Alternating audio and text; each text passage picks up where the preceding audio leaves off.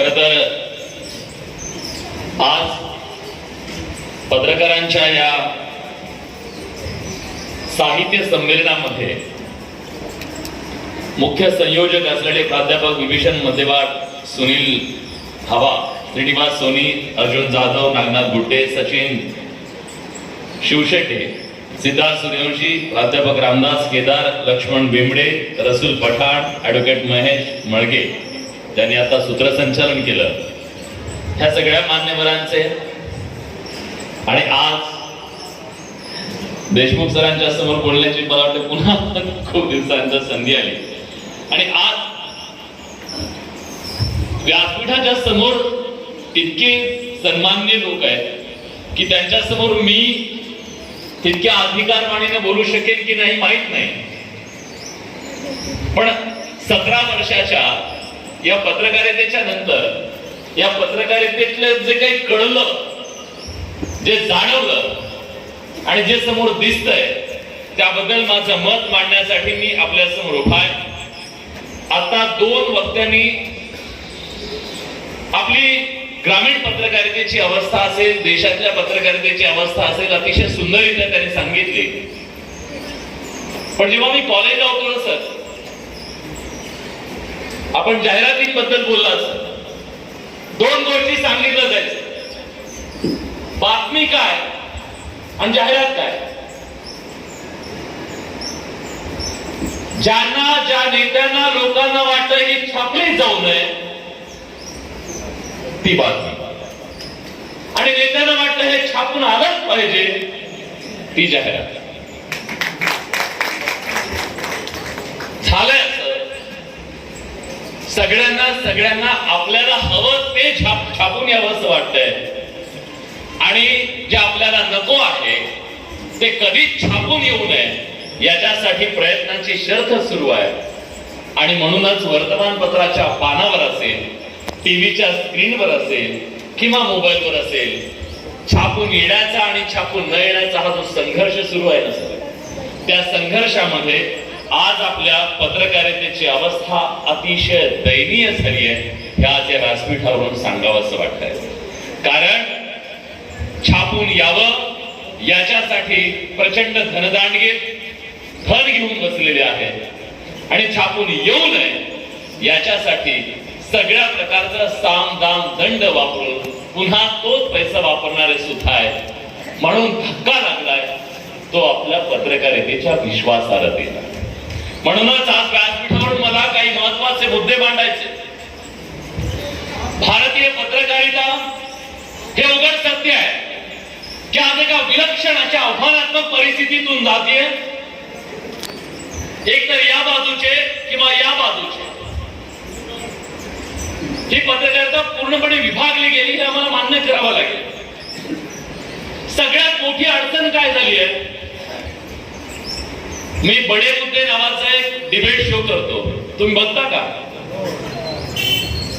कोण कोण बघतं मला जरा बघू द्या म्हणजे खाली. आता माझी अडचण सांगतो, माझी अडचण म्हणजे पत्रकारितेची अडचण आहे ना सर. प्रेक्षक म्हणून आज प्रेक्षकांची भावना अशी आहे, जे मला हवं ते तुम्ही बोला. चिकित्सा संपली, ट्रोलिंग नावाचा नवा प्रकार आला. आपण सगळेजण ग्रामीण भागात सुद्धा जेव्हा पत्रकारिता करतो तेव्हा आपल्याला त्या सगळ्याला सामोरं जावं लागतं.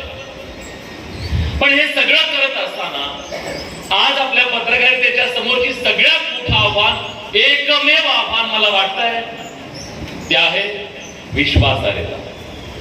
आणि आपल्या विश्वासार्हतेला नख लागलंय हे आपल्याला मान्य करावंच लागेल. आपण पत्रकारितेचा इतिहास सगळे जाणतात. मला आज इथं इतिहास नाही, आज विलक्षण, संवेदनशील आणि त्याचबरोबर चिंतनात्मक आणि आव्हानात्मक असलेलं जे वास्तव आहे ते आपल्या सगळ्यांच्या समोर मांडायचं. वर्तमानपत्रापासून सुरू झालेला पत्रकारितेचा प्रवास मोबाईलच्या या टच स्क्रीन पर्यंत येऊन पोहोचलेला आहे. हे सगळं पोहोचत असताना तंत्रज्ञान जसं बदललं तसं या पत्रकारितेतली आव्हानं अधिक घट्ट झालेली आहे, चिंताजनक झालेली आहे, हे आपल्याला मान्य करावं लागेल. दर गुरुवारी आपला 1 मेला रिझल्ट यायचा, तुम्हाला माहिती आहे आपल्या परीक्षेचा वर्षभर केलेल्या परीक्षेचा रिझल्ट 1 मेला यायचा. आम्ही टीव्ही चॅनल मध्ये आहोत, आमचा रिझल्ट दर गुरुवारी येतो. तुमचा टीआरपी किती? आता हा टीआरपी काय असतो? प्रेक्षकांची संख्या. साध्या भाषेत सांगतो, एखाद्या कार्यक्रमाला किती प्रेक्षक पाहतात याची ती संख्या म्हणजे टीआरपी. वर्तमानपत्रात काय वाचक आहे आणि त्याच्या पुढचं ऍडव्हान्स व्हर्जन काय आलं, मोबाईल. इथं लगेच कळतं व्ह्यूज कशाला आहे, तुमचं चॅनेल आता किती पाहतायत. कदाचित हे जर लाईव्ह असेल तर युट्यूबवर किती लोक पाहतायत हे आता कळतंय, सडन कळतंय, रिझल्ट आहे ते. आता या सगळ्यामध्ये 2 गोष्टी बदलल्या मला वाटतं. ह्या 70-80 वर्षाच्या काळामध्ये 2 गोष्टी जास्त मोठ्या प्रमाणात बदललेल्या दिसत आहेत. एक, तत्व नावाची जी गोष्ट होती ती गोष्ट थोडीशी मागे पडली आणि व्यवहार हा जास्त हावी झाला, हे मान्य करावं लागेल. व्यवहार तेव्हा सुद्धा होता, व्यवहार आज सुद्धा आहे. व्यवहाराशिवाय वर्तमानपत्र चालवता येऊ शकत नाही, व्यवहाराशिवाय चॅनेल चालवता येऊ शकत नाही, व्यवहाराशिवाय युट्यूब चॅनल सुद्धा चालवू शकत नाही. पण त्या व्यवहाराला तत्वाची जोड नसेल तर तो व्यवहार नाही, धंदा होतो, धंदा. झालंय असं, आपण सगळेजण कर्मचारी आहोत. आज न्यूज चॅनेल सुद्धा किंवा वर्तमानपत्र सुद्धा मोठमोठ्या भांडवलदारांचे झालेले आहेत, हे कोणीही नाकारू शकत नाही. आज त्यातला नफा फायदा जो आहे तो मोठा झालेला आहे. त्यामुळे तत्व आणि निष्ठा या सगळ्या गोष्टी ज्या आहेत त्या कमी झालेल्या आहेत, त्या मी आधीच तुम्हाला सांगितल्या.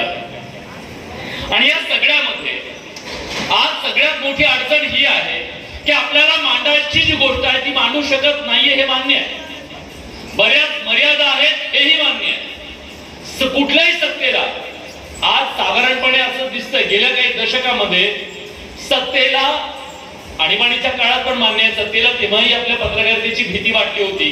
पण आताच्या काळातल्या सत्ताधाऱ्यांना सुद्धा आपल्या पत्रकारितेची किंवा प्रश्नांची प्रचंड भीती वाटते. प्रश्नांची भीती वाटते. मी माफ करा, या व्यासपीठावरून कुठल्याही एका पक्षाचं सरकार म्हणत नाही. जे केंद्राचं सरकार आहे तेही तेच आहे जे पश्चिम बंगालमध्ये. आपलं चुकलं करायचा काही त्याच्यात प्रश्नच नाहीये. कारण आज कुठल्याही सरकारला मधल्या काळात 2-2.5 वर्ष जे सरकार बदललेलं होतं त्या काळात सुद्धा, सर मी त्याचा बळी आहे, 15 दिवस माझा अँकरिंग बंद होतं. म्हणजे आता लोकशाहीच्या बोलतात त्यांनी सांगितलं होतं की याचं बंद करा. मला त्या विषयात जायचं नाही का बंद केलं का. पण सत्तेला सवाल नको आहे, कुठलीही सत्ता असू द्या, सत्तेला सवाल नको आहे. आणि सवाल विचारणं आपल्या सगळ्याची सगळ्यात मोठी ताकद आहे. आपली भीती काय? भीती कागदाला नाहीये. कागद तर किती आहे, कागदावर उमटलेल्या त्या प्रश्नांची भीती आहे. आपण विचारलेल्या प्रश्नातून इथलं जनमत बदलू शकतं. इथल्या लोकांना आपण त्या प्रश्नाच्या गुंत्यातून त्यांच्या मनात त्यांच्याबद्दलची किंवा सत्याकडे जाण्याची ताकद आपल्या शब्दात येऊ शकते. म्हणून प्रश्नाची भीती आहे, म्हणून प्रश्न विचारू द्यायचा नाही. हा संघर्ष खूप मोठा आहे, तो चालत राहणार आहे. ज्या प्रश्नांच्या उत्तराबद्दल तुम्ही बोललात ना, आव्हान काय? एक आव्हान आहे विश्वासार्हता, दुसरं आव्हान आहे ते म्हणजे ताकदवान, शक्तिशाली. आणि कारण काय झालंय, आपल्या गेल्या काही दिवसात आणखीन एक गोष्ट झाली सर, गोडी गुलाबीची जर्नलिझम हे खूप मोठ्या प्रमाणात झालं. आता गोडी तू मला असं गोल गोल गोल गोल सगळ्यांनी करायचं, प्रश्न आले, मुलाखत आली, गोल गोल गोल गोल गोल सगळं करायचं. एखादा प्रश्न विचारला, सवयच मोडून घेतली. तुमच्या काळातल्या पत्रकारितेमध्ये आता जे वाचलं, तुम्ही घाम पडला नाही त्यांना, पण नेत्यांची हिंमत नव्हती की तुम्ही का छापलं हे म्हणायची. पण आज मारतात माणसं लोक. आज तुम्ही जर तुमच्या आयुष्याचा एक जर्नलिझमचा एक काळ आणि आज एक प्रश्न जर तुम्ही पत्रकार परिषदेमध्ये विरोधात विचारला तर सगळे म्हणून टार्गेट केलं जातं. त्याच्यामध्ये आपले सुद्धा बांधव काही असतात. वाईट परिस्थिती आहे. म्हणजे हे मी नकारात्मक बोलतोय असं नाहीये, सकारात्मक पण आहे. पण आज एखाद्या पत्रकाराने इथंच आज याच गावात एखाद्या पत्रकाराने अतिशय गंभीर विषयावर एखादा प्रश्न उपस्थित केल्याच्या नंतर समाज तरी आमच्या पाठीशी उभा राहतो. समाज तरी आमच्या पाठीशी, तेव्हा समाज उभा राहायचा पाठीशी. कोकणामधला आपला एक बांधव शिरडून मारला गेला. सामान्य माणसानं पत्रकारांकडून अपेक्षा व्यक्त करावी की त्यांनी बाणेदार पत्रकारिता केलं पाहिजे, जीवावर बेतून पत्रकारिता केली पाहिजे. ही अपेक्षा चुकीची नाही, पण समाजाची सुद्धा तितकी जबाबदारी आहे. जो जीव धोक्यात घालून पत्रकारिता करतोय त्याच्यासाठी उभं राहण्याची. त्याच्या पाठ तो चिरडून मेला. एरवी राजकीय गोष्टीसाठी, आपल्या अस्मितांसाठी रस्त्यावर येणारी सामान्य माणसं, संघटना, हे सगळे जण पत्रकार मेला चिरडून त्याच्यासाठी रस्त्यावर येत नसतील तर हे समाजाचा सुद्धा दोष आहे ना. केवळ पत्रकारांचा दोष आहे असं म्हणून पण आपल्याला चालणार नाहीये.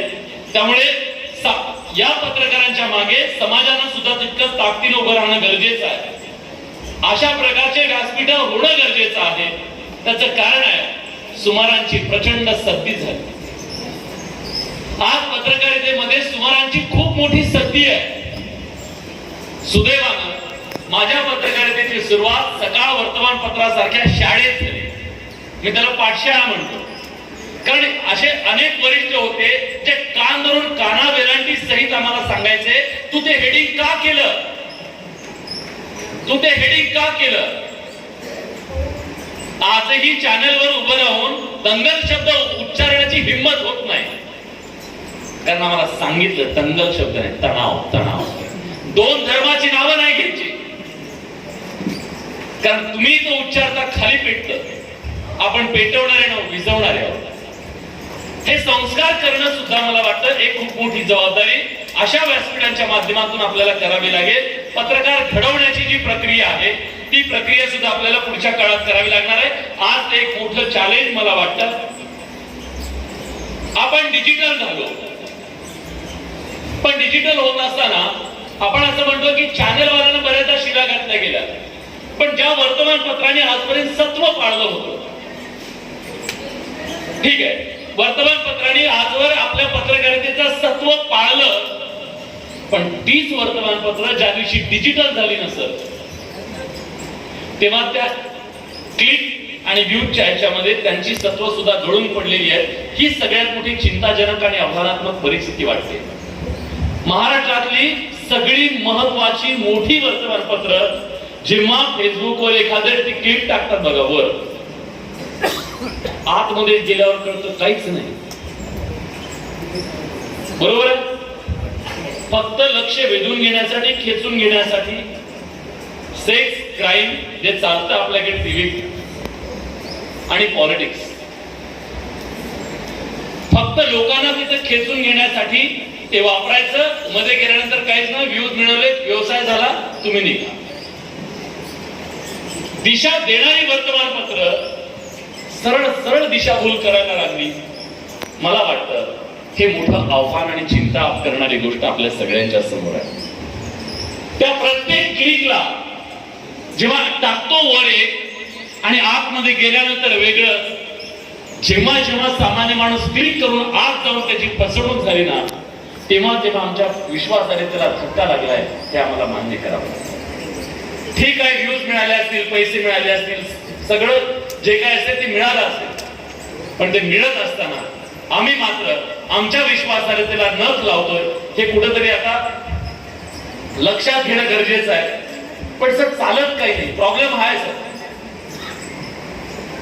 म्हणजे तुम्हाला सांगता, तुम्ही म्हणाल की एवढं ज्ञान तर देतोय तिथे बसून, मग जा ना तुझ्या चॅनल मध्ये. मला टॅग करतात सर सगळे, अरे बाबा तुझ्या चॅनल मध्ये, तुझ्या वर्तमानपत्रामध्ये ते तसं लिहितात, त्यांना तू सांग ना.